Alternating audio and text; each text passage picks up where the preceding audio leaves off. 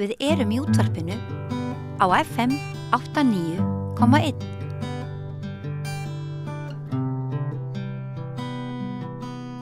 Komið sæl aftur og velkomin að Rauðaborðinu. Ég heiti María Lilja og ég ætla að ræða aðeins skaðaminnkun og ópíóða sem að uppgötvist hér á landi núna fyrir stuttu. Hingað komin Svala Jóhannesdóttir, formaður Matthildarsamtakanna skaðaminnkun. Vertu velkomin. Takk kærlega fyrir. Við kannski byrjum á þessum ópíóðum, þessum sterku efnum sem að fundust hér á landi í svona smygli, nitasen. Skilst mér það heiti. Akkurat. Þetta voru 20.000 töflur af virkilega sterkum ópíóðum. Já. Ertu til í að segja okkur aðeins frá þessu lyfi? Já, sko nitasin svona flokkast sem sterkur nýmyndaður ópíóði eða heitir á ensku synthetic opioids og í rauninni ópíóði sem framleiddur ólöglega á tilraunastofum úti í heimi, meðal annars í Kína. Og þetta ópíóð sem mun sterkari en aðrir ópíóðir eða morfín sem við þekkjum og í rauninni töluvert sterkari. Og flestir svona þekkja fentanýl sem líka framleiddur ólöglegum tilraunastofum og nitasin svona með svipaðan styrkleika og fentanýl eða jafnvel sterkara. Þannig að það eru fjölmörg dauðsföll allan heim og meðal annars í Evrópu og Norðurlöndum í tengslum við nitasin. Og nitasin í rauninni svona sterkur nýmyndaður ópíóði sem í rauninni settur í efni og ólöglega markaði. Og þetta sem kom hérna til landsins í síðustu viku, það var í rauninni sett í svona falsaðar OxyContin-töflur. Það gríðarlega eftirspurn eftir OxyContin-töflum, bæði hér á Íslandi og í rauninni allan heim. Þetta fyrir þá sem ekki þekkja, þá þetta ópíóði og í rauninni morfínlyf sem fólk notar aðalega bara við verkjastillingu og notað innan heilbrigðiskerfisins okkar og ávísa að lyfjum. En svo verið að framleiða í rauninni svona ólöglega OxyContin sem á að líkjast eftir hinn raunverulega OxyContin. Og þá það kannski fólk sem að fara inn á ólöglega vímuefnamarkað og versla þessar fölsuðu töflur og þá margir hverjir að glíma við mikinn ópíóða vanda. En töflunar sem komu til sem tollgæslan lagði hald á í síðustu viku 20.000 falsaðar OxyContin töflur með nitasinni í og voru á öllum leiðinum líkindum og leiðinni inn á ólöglegan vímuefnamarkað á Íslandi í dreifingu og sölu. Og þetta náttúrulega verulegt ágefni. Og ef þessar töflur hefðu komist inn á ólöglega markaðina þá hefðu við öllum líkindum því miður verið að sjá hrinu af dauðsföllum. Það hlýtur að vera svona ákveðin fylgni í eftirspurn og versus þetta gríðarlega magn sem lagt halda á og einhvers staðar las ég nú að það sem lagt halda á auðvitað bara brot af því sem í umferð hverju sinni og það sem segir okkur að það bendir nú flest til þess að þessi efni séu í umferð. Já. Sko, já, OxyContin markaðurinn á Íslandi mjög stór og það mikil eftirspurn eftir OxyContin. Fólk þá farin ólöglega marka og versla sér sér lyf ólöglega. Þetta einstaklingar sem þá glíma oftast við ópíóða vanda. Þetta einstaklingar sem að reykja ópíóða. Þetta einstaklingar sem að nota ópíóði æð og jafnvel líka að mylja niður og taka í nefið eða jafnvel bara taka í gegnum munn. En já, við höfum séð svona jafnt og þétt á síðustu árum aukningu í að fólk að misnota OxyContin og það ekki bara á Íslandi, það líka annars staðar í heiminum og við sjáum þetta meðal annars á innlagnartölum hjá SÁÁ að það eru fleiri sem leggjast þar inn sem að glíma við þennan ópíóðavanda og sérstaklega hópurinn sem að reykja OxyContin. Hann fyrir ört stækkandi á Íslandi. Og þetta ofsalega erfiður vímuefnavandi að vera að glíma við ópíóðafíkn. Þetta mjög ánabindandi þegar fólk fær oft mjög slæm fráhvörf þannig að myndast oft svona mikil angist og þráhyggja fólki sem háð ópíóðum. Það þarf einhvern veginn svona lífi breytist mjög hratt. En hvað eftir hverju fólk að sækjast í rauninni, hver þeir víman sem að maður fær út úr þessum að því við tölum að þetta í rauninni morfínlyf, þetta svona eins og sterkverkjalyf, það hefur þá væntanlega einhvers konar sljókandi áhrif. Já, ópíóðar eru svona sljófgandi vímugjafar og þeir eru verkjastillandi og við sjáum að fólk sem að þróa með sér ópíóða vanda oft hópur af fólki sem svona á jafnvel flókna áfallasögu að baki og við sjáum það allstar hjá fólki sem að þróa með sér vímuefnavanda að þetta ekki endilega þannig að þú prófar eitthvað lyf eða efni og þú verður bara háður að eilífu. Það þurfa fleiri breytur að hafa einhvern veginn áhrif að sumi vera háðir og aðrir ekki. Þannig að það kannski svona einn hópur sem kannski að nota ópíóðana til þess að svona verkjastilla sjálfan sig og þegar ég segi verkjastilla þá eru bæði að tala um þessa líkamlegu verki en líka þessa sálrænu verki því það í rauninni sami staður í heilanum sem verkjastillandi fyrir líkamlega og sálræna verki. Og við sjáum til dæmis bara í rannsóknum að fólk sem þróa með sér alvarlegan ópíóðavanda, það líklegra til þess að eiga þyngri og flóknari áfallasögu að baki. Þannig að þetta svona einkenningin svo að fólk að svona self-medicata í rauninni erfið áfallastreitu einkenni. Og þetta svona ein af þeim leiðum til þess að lifa af þann mikla sársauka.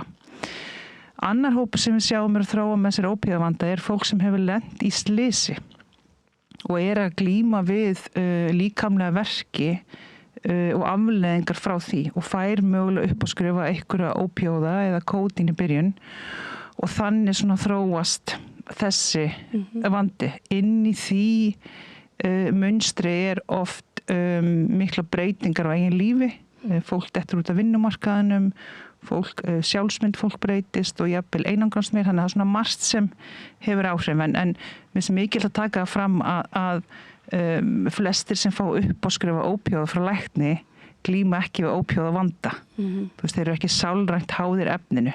Vissulega þurfa allir niðurtröppunum að hætta ópíóðum en þetta ekki það sama og ég meina það að vera að nota ópíóða og morfín á hverjum einsta tíma á öllum heilbrigðisstofnunum landsins og fólk verður ekki háð þeim. En þetta að því að nú talar þú fyrir skaðaminnkun. Já. Og við sjáum hérna vaxandi vandamál.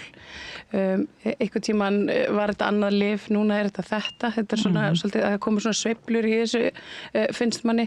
Það alls konar tíska og tíðarandi. Einmitt. En alltaf sama refsistefna. Já, akkurat. Já, og þegar við tölum refsistefnuna þá tölum við oftast svona bann og refsistefnu. Það að segja að það svo stefna stjórnvalda og í rauninni svo leið sem fara á flestu stöðum í heiminum í dag að það eru ákveðin efni bönnuð og það bara listi með öllum efnunum og síðan fólki refsað fyrir það að nota þessi lyf sem ólögleg. Og refsingin felur í sér, getur falið í sér sekt, sakaskrá, sumstaðar fangelsvist, sumstaðar mikil eftirlit af hálfu löggæslu, leitir inn á heimirum og í bílum og leit á fólki. Þannig það svona löggæsla og réttarvörslukerfi á að einhvern veginn að díla við þennan vanda. Og við bara sjáum í dag því miður að þessi stefna og löggjöf, hún hefur ekki skilað okkur þeim árangri sem vonast var eftir. Og í rauninni hefur hún valdið meiri skaða en að við sjáum í dag að við höfum aldrei verið með eins mörg dauðsföll. Við höfum aldrei verið með eins gott aðgengi af vímuefnum og núna. Það líka út af tækni framförum. Við höfum aldrei verið með eins mikið magn af ólöglegum vímuefnum inn á markaðanum. Og við sjáum að annað sem þessi ólöglega markaði hefur að það ekkert aldurstakmark. Og við þurfum einhvern veginn að þora að horfast í augu það að löggjafinn okkar og þessi stefna ekki að skila árangri. Bara alls ekki. Og þess vegna hafa svona lönd í heiminum verið að skoða aðrar leiðir, meðal annars að afnema refsingar eða afglæpavæða neysluskammta. Mörg lönd eru farin að regluvæða vímuefni, sérstaklega cannabis. Sjáum svona það í vaxandi mæli og þá erum við að tala í rauninni löggjöf sem eins og svipu löggjöfun okkar með áfengi. Já. Áfengi regluvætt í vímuefni. Þess að ríkið tekur ábyrgð á þeim vímugjafa Hann stýrir í rauninni framleiðslunni, hvernig má framleiða það, hverju má selja og hverju má selja, hverju opnunartíminn, hvert má innihaldi vera og hugmyndin þá að ríki taki ábyrgð á fleiri vímugjöfum, ekki bara áfengi. Akkurat. Í svona svari stuttu. Já, kannski svo við skoðum aftur þetta lyf. Það heilbrigðis yfirvöld, þau brugðust nú eitthvað við fréttaflutningi af þessu stóra innflutningsmáli. Einmitt. Og það var boðað til einhvers konar neyðarfundar. Já. Voru þið aðilar að þeim fundi? Jú. Sko, það bara þannig að þegar að Nýtasýn kemur inn okkar landamæri að þá byrjum við að taka því mjög alvarlega. Vegna þess að það eru fjölmörg dauðsföll út allan heim og í Evrópu og við erum með frá 2023 til 2025 voru 36 dauðsföll í Noregi. Og við erum ofta að bera okkur saman við Norðurlöndin og við í Matthildarsamtökunum erum í mjög góð samstarfi við stærstu notendasamtök í Noregi og höfum verið að tala hvað sé skynsamlegt að herja á við stjórnvöld. En þegar að svona efni eins og Nýtasýn kemur inn á okkar landamæri þá ber okkur að taka því alvarlega og þess vegna fannst okkur í Matthildarsamtökunum gríðarlega mikilvægt að við myndum fara með þetta mál eins langt og við gætum vegna þess að íslensk stjórnvöld voru ekki með neitt aðgerðapakka eða það var ekki búið að byggja innviðina þannig að við gætum í rauninni tryggt öryggi fólks, að því eins og þú segir að það í rauninni tímaspursmál að við förum að finna þetta efni inn á ólöglega markaði í umferð og sölu. Leið og eins og þú nefndir áðan að það í rauninni bara brot í hafi það sem tollgæslan nær. Þú veist, þessi efni finna sér alltaf leið. Þannig að við þurfum að vakta mjög mikið markaðinn og sjá eins og við getum alltaf mjög svona flóknar að gera því efnin eru ólögleg en það eru ýmsar leiðir til þess að vakta hann og þannig við þurfum að vera í rauninni miklu betur viðbúin því þegar að slíkt þetta efni fer að finnast inn á ólöglega markaði. Og já, við fórum í fjölmiðla og í framhaldinu af því að þá í samvinnu við Afstöðu að þá gerðum við minnisblað til heilbrigðisráðherra þar sem við förum fram á 6 aðgerðir, tafarlausu aðgerðir. Og þetta eru allt aðgerðir sem í rauninni eru ekki mjög kostnaðarsamar, þær eru ekki flóknar á stjórnsýslu leveli og það þarf ekkert rosalega tíma til sér rauninni að vinna þær. Og þessar aðgerðir í rauninni væri hægt að setja bara tafarlaust af stað og í rauninni ekkert sem þarf að bíða. Heilbrigðisráðherra kallar strax til skyndifundar. Við sendum þetta síðasta sunnudag og erum boðið á fundi í ráðuneytinu á mánudeginum sem er mjög ánægilegt. Hún tók þessu alvarlega og boðar sitt starfsfólk að fundi með okkur. Og við bara fórum yfir þessar aðgerðir og í minnisblaðinu þá óskum við eftir svari frá ráðherra í lok vikunar, sem sagt næsta föstudag. Og við vonumst til að fá svör. En það er bara á morgun þá? Það er á morgun. Já. Og við vorum að tala okkur saman í Gummi í Afstöðu og við ætlum að gefa allan að ráðuneytin svona fram til mánudags. En við teljum þetta vera þess eðlis að Ísland þurfa að vera með ákveðna þætti í lagi þegar þetta efni kemur inn á okkar markað. Og eitt af því, ef ég segir bara frá þessum aðgerðum, við förum fram á að hraðprófi sem mælir í rauninni Nýtasýn sé dreift allt landið. Að svo stöddu eru við í Matthildarsamtökunum einu aðilann sem hafa verið að dreifa Nýtasýnprófum. Þetta eru svona einföld bara skimunarpróf sem þú getur þá testa hvort að taflan sem þú ert að fara að nota eða efni sem þú ert að fara að nota innihaldi þetta efni. Og við viljum að þessu sé dreift í gegnum alla skaðaminnkandi þjónustu og önnur úrræði sem telja mikilvæg allt land að kostnaðarlausu. Við lögðum líka gríðarlega áherslu á að naloxón nefúða yrði dreift allt landið. Það eru nokkrir aðilar að dreifa því nú þegar, það eru Frú Ragnheiðarverkefnin og við í Matthildssamtökunum, en við þurfum að auka verulega aðgengi að Naloxone Nevo og Naloxone Nevo í rauninni bráðalyf, þannig ef ykkur ofskammtar af ópíóðum að þá þetta svona nefúði sem hún getur sprautað upp í nefu af fólki og lyfið byrjar að virka þannig að fólk nær aftur öndun. Þetta bara bjargar mannslífum. Þetta bjargar mannslífum og þetta bara fyrir það má bara hver sem í rauninni 14 ára eldri nota þetta lyf. Þetta bara framleitt fyrir almenna borgara að nota. Þú veist, ekkert að vera með einhverja menntun eða heilbrigðisstarfsmaður. Síðan fyrir við fram á að skaðamingandi þjónusta í landinu hafi sem sagt aðgang að því að láta mæla efni ef það koma mögulega hættulega efni í umferð. Þannig að skaðamingandi þjónusta sem að sinna vettvangstarfi eins og við í Matthildssamtökunum og Frú Ragnheiðarverkefnin að þegar við fáum ábendingu að það sé eitthvað hættulegt efni í umferð þá getum við brugðist strax við og það sem hægt að gera að það hægt að fá umbúðir af í rauninni pókum eða pappír sem neysluskammtur hefur verið í eða notuð áhöld sem voru notuð til vímuefnanotkunar. Við getum sett þau í póka og farið með upp í rannsóknastofu við lyf í eiturefnafræðum. Tækin þar orðin það góð að þú þarft ekki vera með brot af neysluskammti til þess að mæla innihaldið. Þú getur bara verið með svona smá agnir. Þetta svo magnað. Og við erum að óska eftir því að það veri gerð mjög skýr boðleið að öll skaðamingandi úrræði á landinu leið og eitthvað kemur eða við heyrum eitthvað þá getum við tekið þetta saman í samvinnu við notendur og farið með strax. Þá myndum við fyrr vita ef eitthvað komið í umferð.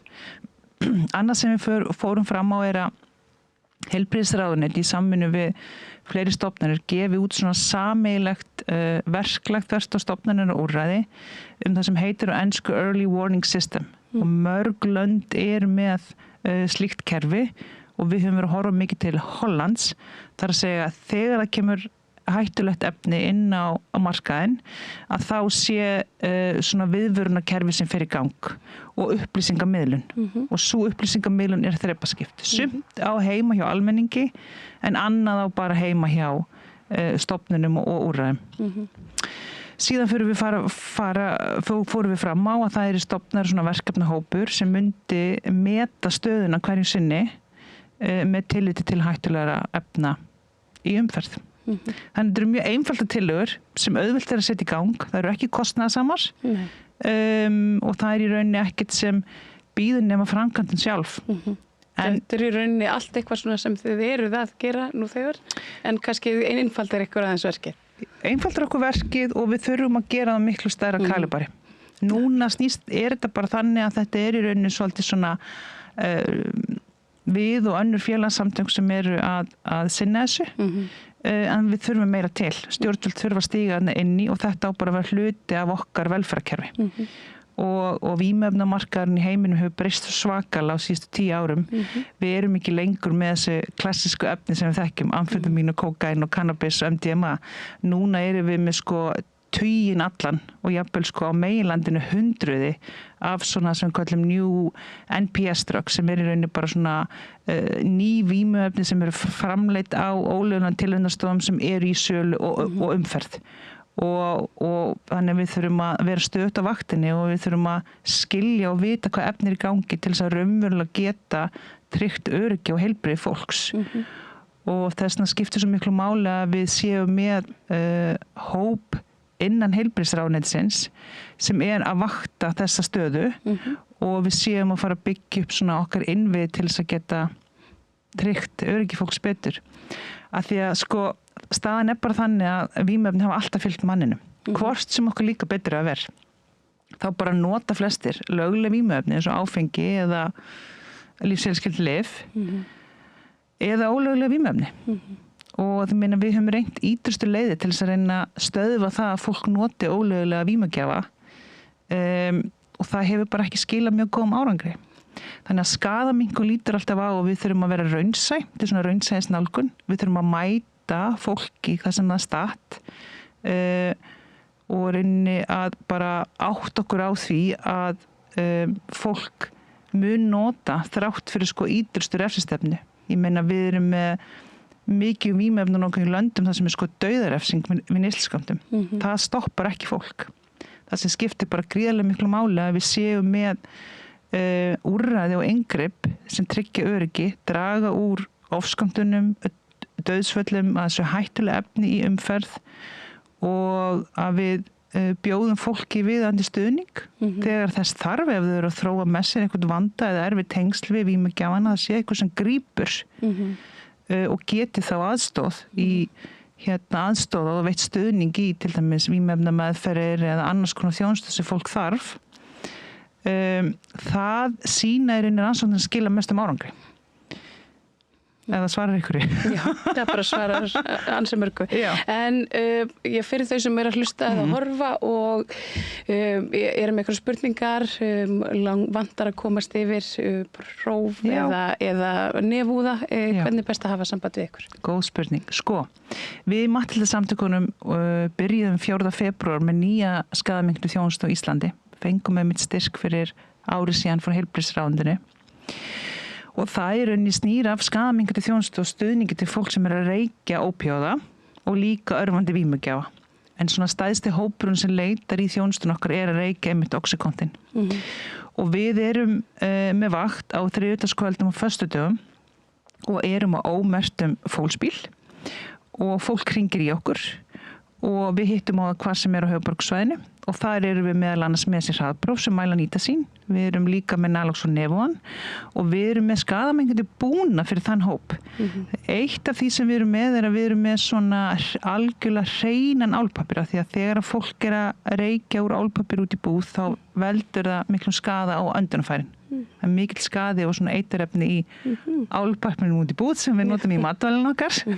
Einmitt, ég var einmitt að hugsa það. Einmitt, ég til dæmis eftir að ég fór að stúdera þetta þegar ég var að þróa þessa þjónustu að þá nú ég hægt að setja matarleifana mínar í álpapír. Já, bara bökurpapír eða box. En við sem sagt látum þau fá þennan álpapír og svo við líka það sem gríðarlega mikilvægt að við í góð samstarfi við SÁÁ við að koma fólki í ópíóða lyfjameðferð á Suboxone eða Buvidal og við getum sótt sent beiðni fyrir flýtiþjónustu þannig að það líða bara oft nokkri dagar þannig að fólk getur komist í þá þjónustu. Já, þannig að fólk bara hringir í okkur, það 790 4455 og við getum bara hitt á þau á þriðjudagskvöldum og föstudagskvöldum.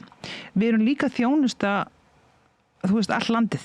Fólk getur hringt í okkur og við veitum stuðning og ráðgjöf, við getum síma og svo sendum við pakka með búnaði, meðal annars prófunum og Naloxoninu út á land. Og ég til dæmis bara núna eftir þátt að þá ég á leiðinni að pósthús að senda 2 pakka út á land. Frábært. Já, þannig að við á náttúrulega samfélagsmiðlum, það bara Matthildur skaðaminnkun og fólk getur bara senda okkur skilaboð það eða þá hringt í síman í reykjuþjónustunni. Æðislegt.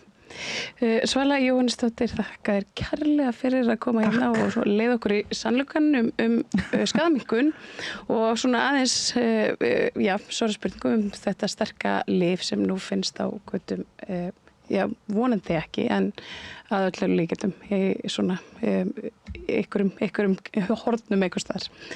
Þakka þér kærlega fyrir. Takk sömuleiðis. Og tók ég við því að það meira hér handan við hlé. Þarftan að tala af borgarfulltrúa. Borgarfulltrúar Sósíalistaflokksins með viðtalstíma alla mánudaga klukkan 13:30 til 14:30. Það þarf ekkert að bóka tíma, endilega kíkja við í Bólholt 6, 105 Reykjavík.